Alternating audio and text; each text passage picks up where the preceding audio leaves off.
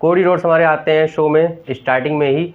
वो यहाँ पर जो है बात करते हैं WrestleMania 40 के बारे में। वो यहाँ पर बोलते हैं कि आप सब लोग मेरे साथ में इशारा करें WrestleMania 40 के साइन के ऊपर।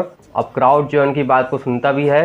वो ऐसे ही यहाँ पर शॉट्स लेते हैं द ब्लड लाइन के ऊपर, रोमन रेंस के ऊपर। वहाँ से शॉकिंगली हमारे द रॉक की होती है एंट्री। वो यहाँ पर आते हैं और वो भी न्यू स्टेज में, यहाँ पर शिकागो में शो हो रहा था आज का, तो वो आते हैं यहाँ पर। और वो आने के बाद में सिर्फ और सिर्फ कोडी रोड्स के कान में कुछ बोलते हैं और फिर वो यहाँ से चले जाते हैं। ऐसा कुछ हमारे द रॉक ने यहाँ पर किया है। तो हमारा यहाँ से ही सेगमेंट अभी के लिए थोड़ा सा इंटरवल पे था, मतलब ये सेगमेंट अभी जो है पूरा खत्म नहीं हुआ है। ये सेगमेंट हमारा शो के स्टार्टिंग से लेकर के एंड तक चला है, उसके बारे में हम लोग बात करेंगे। लेकिन उससे पहले हम लोग बात करते हैं अपने the cult of personality the best in the world CM पंक के बारे में। CM पंक आज हमारे आए शो के ऊपर उन्होंने जो है यहाँ पर क्राउड से काफ़ी कुछ बातें भी की हैं और वो यहाँ पर रोमन रेंस के बारे में बोले हैं कि पैट मैकेफी शो के ऊपर रोमन रेंस ने हमारे काफ़ी कुछ बोला उनके बारे में। लेकिन वो जो है रोमन रेंस से तो बाद में निपटेंगे।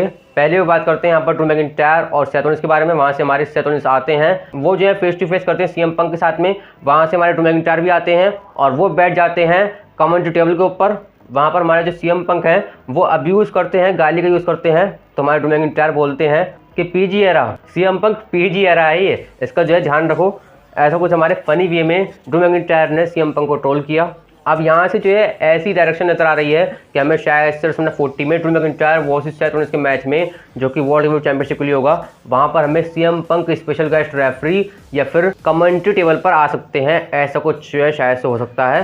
वहाँ पर क्राउड कह रही थी कि referee referee referee. Seth Rollins बोलते हैं कि शायद से गिनती नहीं गिन सकते। तो CM पंक हमारे गिनती गिनकर दिखाते हैं, 1 2 3 करके दिखाते हैं और फिर वो वहाँ से बोलते हैं इस बारे में कि वो शायद से कमेंट्री टेबल पर आ सकते हैं और वो वहाँ पर और भी बहुत कुछ कर सकते हैं। तो ये कुछ हमारा ये वाला सेगमेंट था। उसके बाद में हमारे जो ड्रू मैकिंटायर हैं वो आते हैं रिंग के अंदर अटैक करने के लिए, लेकिन हमारे सेथ रॉलिंस ने लगा दिया उनके स्टॉम्प और यहाँ से सेगमेंट हमारा हुआ खत्म। और जाते वक्त हमारे सेथ रॉलिंस और CM पंक का एक बार फिर से फेस ऑफ हुआ एप्रन के ऊपर। अब यहाँ से हमारा मेन इवेंट था Jey Uso versus Shinsuke Nakamura, जहाँ पर मैच के एंड में हमारे जे ऊसो जीत गए। वहाँ से हमारे solo Sikoa and Jimmy Uso आते हैं एंड में जे ऊसो को मारने के लिए, लेकिन वहाँ से आ गए हमारे कोडी रोड्स और सेथ रॉलिंस। वहाँ पर Cody Rhodes and Seth Rollins के पास में एडवांटेज था। तो फिर उसके बाद आते हैं हमारे ड्रू मैकिंटायर जो कि करते हैं अटैक सेथ रॉलिंस के ऊपर। अब यहाँ से ऐसे ही करते करते हमें बैक स्टेज से एक फुटेज देखने को मिलती है जहाँ पर हमारे द रॉक जो है कोडी रोड्स को मार रहे होते हैं और उन्होंने जो यहाँ पर डस्टबिन